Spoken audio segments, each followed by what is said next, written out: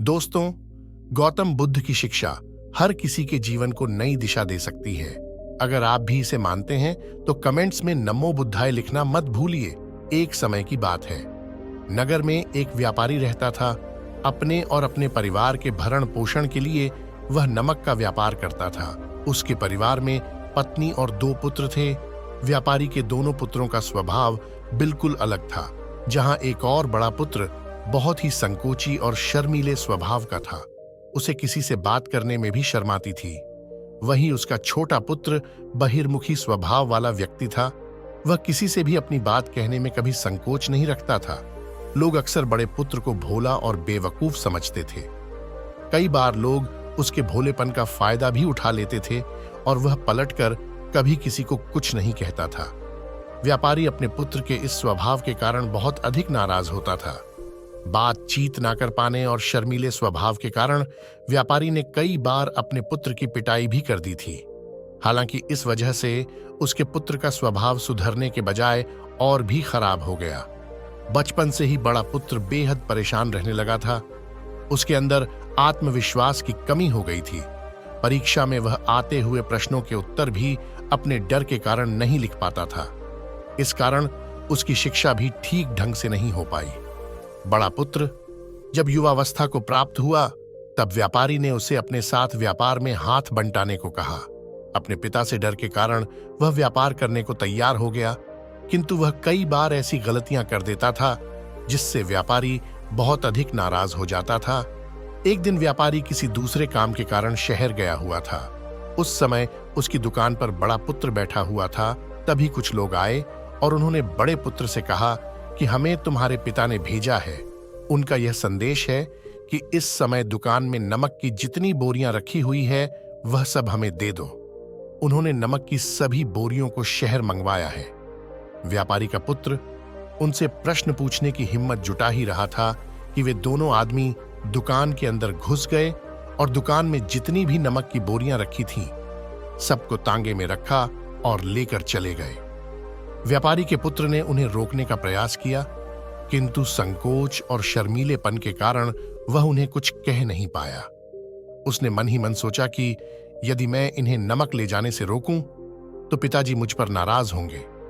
कुछ समय बाद जब व्यापारी शहर से वापस आया तो खाली दुकान देखकर उसने अपने पुत्र से प्रश्न किया कि नमक की बोरियां कहां गई?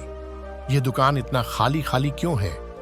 तब बड़े पुत्र ने धीमे स्वर में कहा कि कुछ लोग दुकान पर आए थे और उन्होंने मुझसे कहा कि आपने नमक की बोरियों को शहर मंगवाया है, और दुकान में से सारी बोरियों को निकाल कर लेकर चले गए। व्यापारी ने अपना सिर पीट लिया। उसने अपने पुत्र को दुकान से धक्का देते हुए कहा कि तू मूर्ख का मूर्ख ही रह जाएगा। एक बार फिर उसके शर्मीले स्वभाव के कारण उसके पिता उससे और अधिक नाराज हो गए। साथ ही व्यापार में भी इतना नुकसान हो गया। उस समय नगर के सभी लोग व्यापारी के पुत्र पर हंस रहे थे और उसका मजाक बना रहे थे। उसे बहुत अधिक शर्मिंदगी महसूस हो रही थी। यही वह समय था जब उसने सोच लिया कि अब उसके जीवन में कुछ भी ठीक नहीं हो सकता है। वह सदैव मूर्ख का मूर्ख ही रह जाएगा और इस समाज में रह रहे लोगों के साथ कदम से कदम मिलाकर कभी नहीं चल पाएगा। व्यापारी का पुत्र नगर से बाहर आ गया और एक नदी के किनारे बैठकर खूब रोया। गहरे पानी को देखकर उसके मन में विचार आया कि अब उसके जीवित रहने का कोई फायदा नहीं है। उसने सोच लिया कि आज वह इस नदी में डूबकर अपने आप को समाप्त कर लेगा। असफल जीवन जीने से अच्छा है कि वह स्वयं को समाप्त कर ले। उसने जैसे ही नदी में छलांग लगाई, एक बौद्ध भिक्षु ने उसे बचा लिया और नदी से बाहर निकाल कर ले आए। व्यापारी का पुत्र बौद्ध भिक्षु पर नाराज होने लगा और कहने लगा कि तुमने मुझे क्यों बचाया? मैं इस असफल जीवन को जीना नहीं चाहता। बौद्ध भिक्षु ने उसे समझाया कि जीवन एक ही बार मिला है और यदि तुम जीवित ही नहीं रहोगे तो असफलता को खत्म करके सफल कैसे बनोगे? तब व्यापारी के पुत्र ने कहा कि मेरे जीवन बहुत अधिक समस्याएं हैं। ये सभी समस्याएं मेरे संकोची और शर्मीले स्वभाव के कारण हुई है। मैंने अपने पिता का नुकसान करवा दिया। मैं एक अच्छा पुत्र नहीं हूं। अपने स्वभाव के कारण मैं शिक्षा ग्रहण भी नहीं कर सका। यह सारा संसार मुझे मूर्ख समझता है। क्या किसी मूर्ख को इस संसार में जीने का अधिकार है? तब बौद्ध भिक्षु ने कहा कि तुम्हारे इस प्रश्न का उत्तर तो मेरे गुरु ही देंगे। चलो, मैं तुम्हें मेरे गुरु से मिलवा हूं। व्यापारी के पुत्र ने कहा कि वह किसी से बात नहीं करना चाहता, आज वह अपना जीवन समाप्त कर लेगा। किंतु बौद्ध भिक्षु के बार बार समझाने के बाद वह उनके साथ जाने और उनके गुरु से मिलने के लिए तैयार हो गया। बौद्ध भिक्षु व्यापारी के पुत्र को आश्रम की ओर लेकर गए। वहां पर व्यापारी के पुत्र ने देखा कि एक व्यक्ति पेड़ के नीचे ध्यान मग्न बैठे हुए हैं। तभी बौद्ध भिक्षु ने कहा कि यह हमारे गुरु गौतम बुद्ध हैं। दोनों ने गौतम बुद्ध को प्रणाम किया। वह युवक वहीं पर बैठ गया और गौतम बुद्ध को देखकर रोने लगा। गौतम बुद्ध ने उससे उसके रोने का कारण पूछा। तब उसने कहा कि अब आप ही मेरी आखिरी उम्मीद है। यदि आप मेरी समस्या का समाधान नहीं करेंगे तो मेरा यह जीवन समाप्त हो जाएगा। गौतम बुद्ध ने व्यापारी के पुत्र से उसकी समस्या के बारे में पूछा। तब उसने बताया कि किस प्रकार वह बचपन से ही शर्मीले और अंतर्मुखी स्वभाव का है। इस कारण लोग उसी से मूर्ख समझ लेते हैं और उसके पिता भी उससे प्रेम नहीं करते। तब गौतम बुद्ध ने युवक को शांत कराते हुए कहा कि मेरे पास तुम्हारी समस्या का समाधान है। तुम्हारा जीवन बहुत ही आसान हो सकता है। तब युवक ने कहा कि क्या सचमुच ऐसा हो सकता? गौतम बुद्ध ने कहा कि हाँ, अवश्य। युवक ने कहा कि ठीक है गुरुदेव, अब मुझे वह उपाय बताइए जिससे कि मेरा जीवन बदल जाए। गौतम बुद्ध बोले, किंतु उससे पहले तुम्हें मेरे कुछ महत्वपूर्ण कार्य करने होंगे। यदि तुम मेरा यह कार्य करो तब मैं तुम्हें कुछ ऐसे उपाय बताऊंगा जिनके कारण तुम्हारे जीवन में सब कुछ ठीक हो जाएगा और तुम्हारे पिता भी तुमसे प्रसन्न रहेंगे। गौतम बुद्ध ने उस युवक को कहा कि आज से 3 दिन बाद मैं तुम्हें ऐसे उपाय बताऊंगा जिससे तुम्हारा जीवन बदल जाएगा, किंतु 3 दिनों तक तुम्हें मेरे सभी कार्य करने होंगे। मैं जैसा जैसा कहूंगा, यदि तुम वह कार्य को करने में सफल रहे तो तीसरे दिन के बाद तुम्हारा जीवन बदल जाएगा। तुम्हारा पहला दिन कल से शुरू होगा। अभी जाओ और आश्रम में ही आराम करो। अगले दिन व्यापारी का पुत्र गौतम बुद्ध के पास पहुंचा और कहा कि हे गुरुदेव, मुझे पहले दिन का कार्य बताइए। तब गौतम बुद्ध ने कहा कि आज तुम्हें 10 अजनबी व्यक्तियों से बातचीत करनी है और उनका हाल जानना है। इसका लेखा जोखा शाम तक लेकर आना। व्यापारी के पुत्र को बड़ा ही संकोच महसूस हुआ, किंतु उसने गौतम बुद्ध को हां कह दिया। वह निकल पड़ा। 10 अजनबी लोगों से बातचीत करने शुरू में उसे बहुत अधिक संकोच हुआ। कई लोग तो डांट कर भगा देते थे। उसके सामने अपना जीवन बदलने का यही एक उपाय था। आखिरकार कोशिश करते हुए उसने 10 अजनबी लोगों के नाम और उनके व्यापार का लेखा जोखा प्राप्त कर लिया।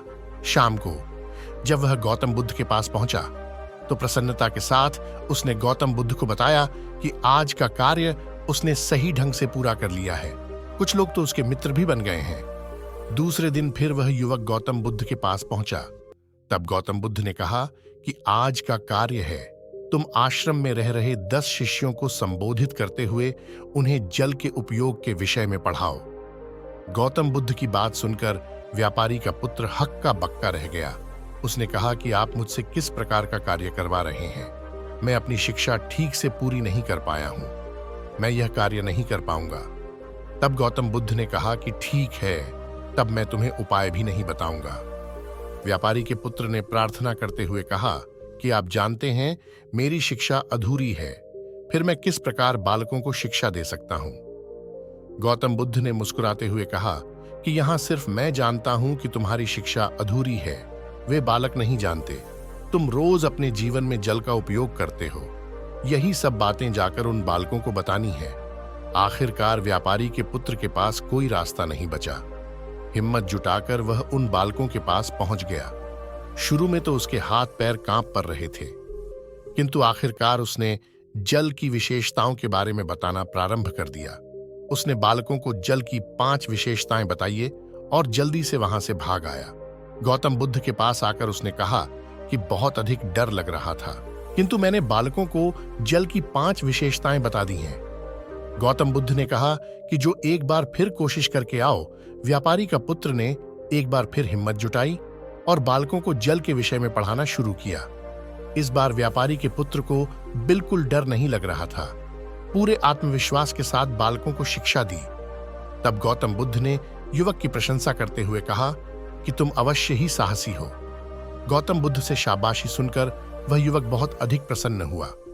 युवक तीसरे दिन जब गौतम बुद्ध के पास आया तो गौतम बुद्ध ने उससे कहा कि आज का कार्य तुम्हें थोड़ा अजीब लग सकता है, किंतु आज तुम्हें अपने पिता से मिलने जाना है। गौतम बुद्ध की यह बात सुनकर वह युवक बहुत अधिक डर गया। उसने कहा कि नहीं नहीं, मैं अपने पिता के सामने नहीं जाऊंगा। गौतम बुद्ध ने कहा कि ठीक है, तब मैं तुम्हें उपाय भी नहीं बताऊंगा। आखिरकार उस युवक को गौतम बुद्ध की बात माननी पड़ी। गौतम बुद्ध ने उसे समझाया कि अपने पिता के पास जाकर उनसे क्षमा मांगना और कहना कि तुम्हें एक और अवसर दे ताकि तुम स्वयं को बुद्धिमान साबित कर सको। उसे युवक ने बड़ी हिम्मत के साथ अपने पिता का सामना किया और उनसे क्षमा मांगी। आखिरकार व्यापारी ने अपने पुत्र को क्षमा कर दिया और उसे दूसरा अवसर देने के लिए तैयार हो गए। व्यापारी का पुत्र गौतम बुद्ध के पास आया और उसने जब उपाय के बारे में जानना चाहा तब गौतम बुद्ध ने कहा कि तुमने स्वयं ही अपना उपाय खोज लिया है। तुम किसी से बात नहीं कर पाते थे, शर्मीले थे, सब कुछ तुम्हारे मन में बैठा हुआ डर था। हम कितने आत्मविश्वास हैं, कितने शर्मीले हैं और हमारे अंदर कितना डर है, ये सिर्फ हमें पता होता है, बाहरी दुनिया में किसी को नहीं पता होता है। बाहरी दुनिया में हम स्वयं को जिस प्रकार का दिखाते हैं, लोग हमें इस प्रकार का समझते हैं। अगर तुम आत्मविश्वासी नहीं हो तो भी अनजान व्यक्तियों के सामने यदि आत्मविश्वास होने का अभिनय करो तो किसी को पता ही नहीं चलेगा कि तुम कौन हो। वह युवक समझ चुका था कि गौतम बुद्ध उसे क्या बताना चाह रहे हैं। गौतम बुद्ध को धन्यवाद किया और उनसे वादा किया कि वह जीवन में सफल होकर दिखाएगा। दोस्तों, ये कहानी पसंद आई हो और आपके आसपास भी कोई ऐसा शर्मीला और संकोची स्वभाव का व्यक्ति है तो उसे यह कहानी जरूर शेयर करें ताकि उसकी सहायता हो सके।